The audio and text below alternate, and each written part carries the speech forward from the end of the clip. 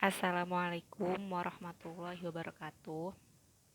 Perkenalkan, nama saya Sarvina Fajuah Citra.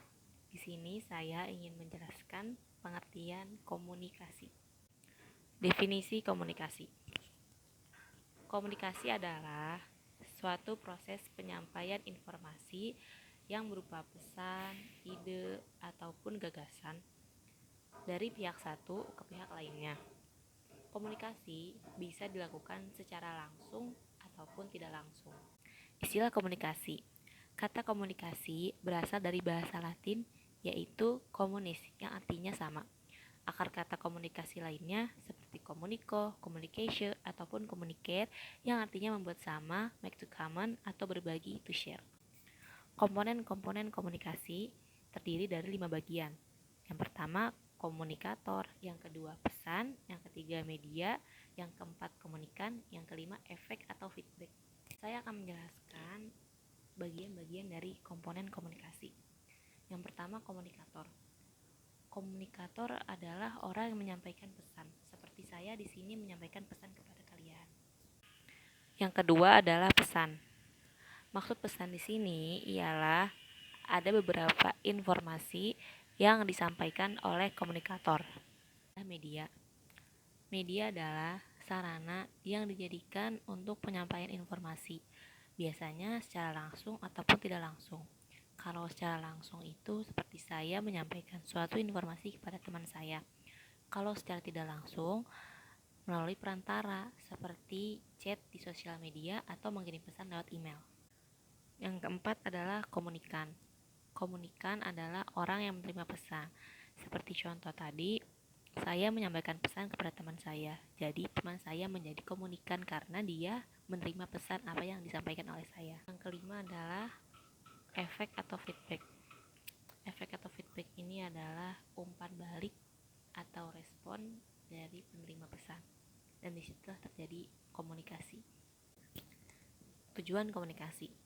Pada dasarnya, komunikasi memiliki tujuan, yaitu menyampaikan suatu informasi atau pemikiran kepada orang lain, sehingga dapat memengaruhi pemikiran orang lain agar orang lain dapat melakukan hal-hal tertentu.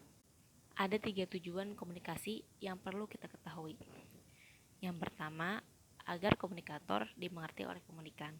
Yang kedua, agar kita dapat mengenal orang lain. Yang ketiga, agar pendapat kita diterima oleh orang lain.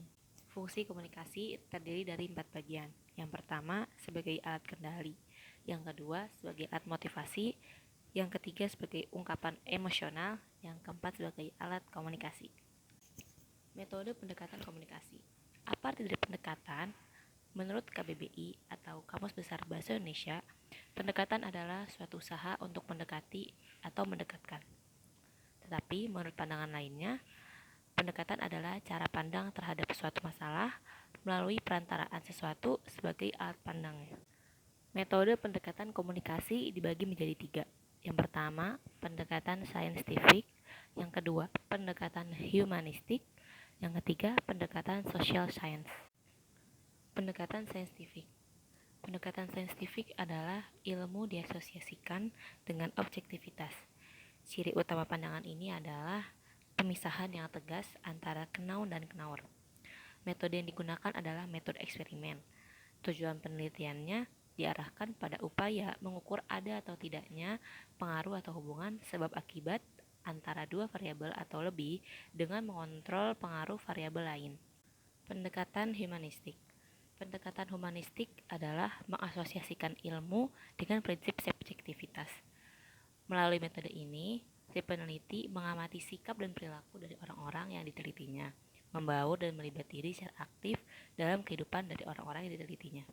Misalnya, bergaul, tinggal di rumah orang-orang tersebut, serta ikut dalam aktivitas sehari-hari mereka dalam kurun waktu.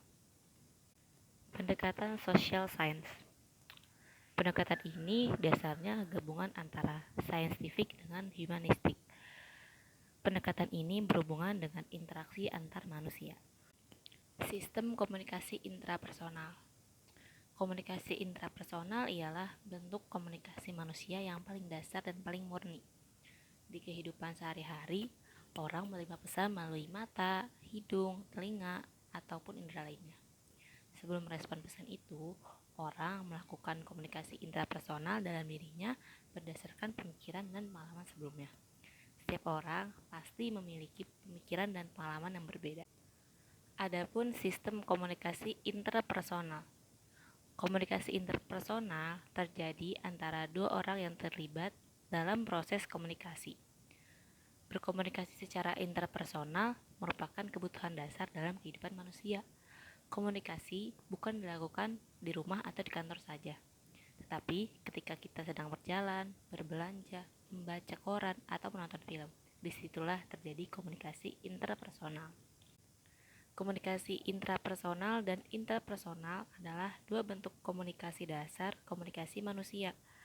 Kedua jenis komunikasi ini menyebar di kehidupan manusia. Dari buayan sampai liang lahat, manusia akan terus-menerus terlibat dalam komunikasi. Cukup sekian penjelasan komunikasi dari saya. Mohon maaf apabila ada kata-kata yang salah, kurang lebihnya mohon maaf. Terima kasih. Wassalamualaikum warahmatullahi wabarakatuh.